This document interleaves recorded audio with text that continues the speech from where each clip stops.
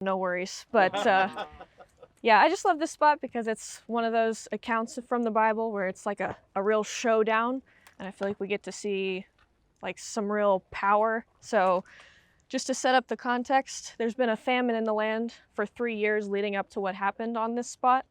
There's been a string of bad kings in Israel coming up to Ahab, and a verse from him, just to give you a little bit of context for Ahab, was Ahab did more to provoke the Lord, the God of Israel, to anger than all of the kings of Israel who were before him.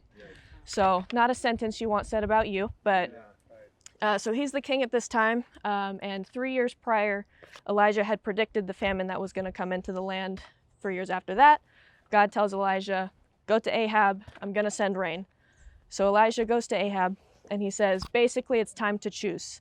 In the ESV, it says you're limping between two gods, the God of Israel and the Baals. The Baals.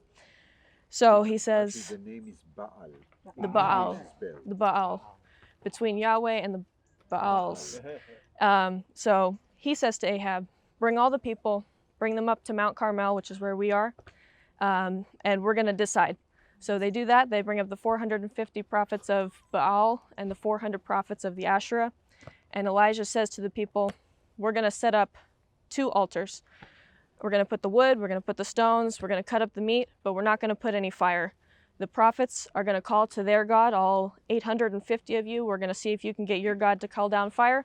I'm the only prophet of the Lord left. I'm going to see if we can get the God of Israel to call down fire. So the prophets of Baal start in the morning. They set everything up, and then they're running around, they're yelling. It says they're limping around the altar. They can't get anything to happen. They're cutting themselves, they're bleeding, they're doing all of their things that they can. And then one of the things I like about this is Elijah starts to get a little snippy.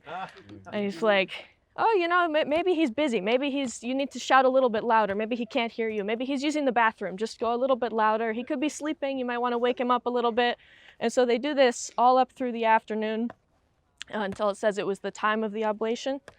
And then Elijah basically says, it's my time to do it. So he rebuilds the altar of the Lord, puts the 12 stones of Jacob, and then just prays, you know, God, let them know that it's you. And when the fire comes down... Hey, before that. Yes. He told them to pour water 3 times. Yes, you're right. Sorry. First, dig a trench enough for 2 seahs. So we were talking about the 2 seahs in the Bedouin tent. That's the amount of the trench that we're looking at. And then he takes 4 jugs and he says, pour it on the offering and on the wood. So he's not pouring it in the trench, we're pouring it on top of what's going to get set on fire. And then he says, do it again, do it again. So we've got 12 buckets that have been poured over the offering and the wood.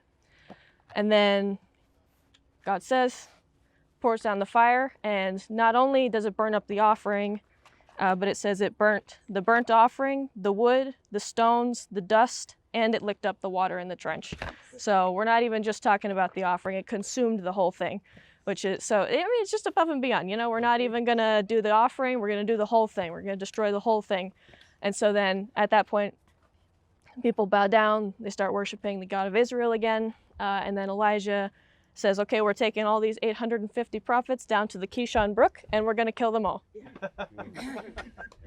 Right here. And then he throws a temper tantrum. Yes. But, yeah, that's one of my favorite stories, one of my favorite accounts. Yep.